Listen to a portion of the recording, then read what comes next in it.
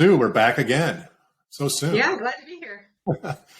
I noticed that you're involved with an upcoming event put on by Next, the great people at Next, and it's the spring event.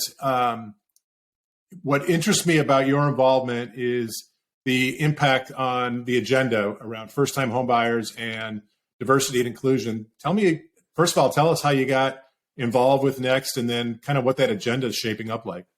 Yeah, absolutely, Brian. Thank you. So, Next was one of those great organic relationships. When I was with my former employer, I was chosen to be the name of that company, if you will, the face of that company in that relationship. So I got to know Molly and Jerry through that, and they built this fantastic supportive women executive summit that meets twice a year.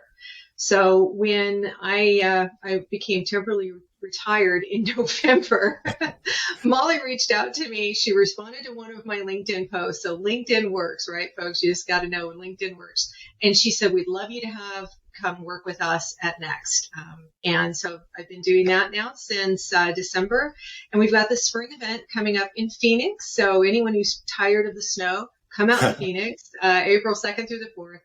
And meet with some of our speakers. We're really lining up a program that's going to support that first-time home buyer, that's going to support those home buyers that have been not as important, and I hate to put it that way, but for years, for several years now, we had the low-hanging fruit. We didn't need to worry about down payment assistance. Not a lot of people were focusing on those borrowers who were less than, 660 or above. The market shifted. And if you're smart, you're going to shift your interest over to Next in Phoenix.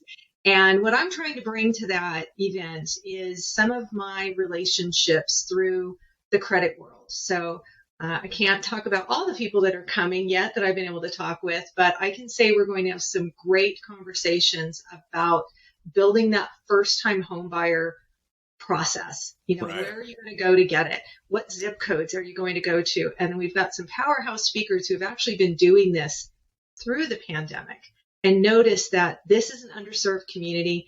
They need a voice. They need a home. They need the opportunity to earn a home. Credit education is a huge part of that. And that's my whole thing with Sue Knows the Score. That's how FinLocker and Sue Knows the Score have got together, is through that joint financial literacy. So it's going to be a great event. I'm hoping more people will be coming. Women executives in mortgage, hit the website up. You can get a free ticket to attend. We'll put a link to that in the post here.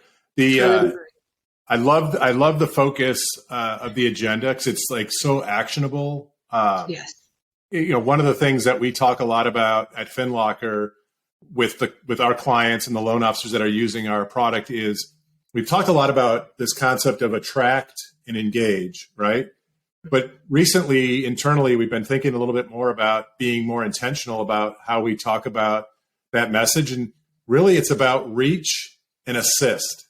And so reach opens up that top of the funnel and uncovers a segment of consumers, to your point, that let's say they were ignored or just underpaid attention to, if that's a word. But in today's market, every opportunity is important for lenders.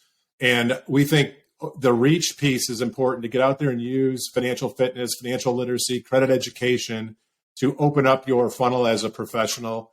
And then the assist is having viable, actionable tools, perhaps tools like FinLocker, but also using practical experience like you bring to the table to really help reach and assist more people and get them on a journey towards home ownership. I love it.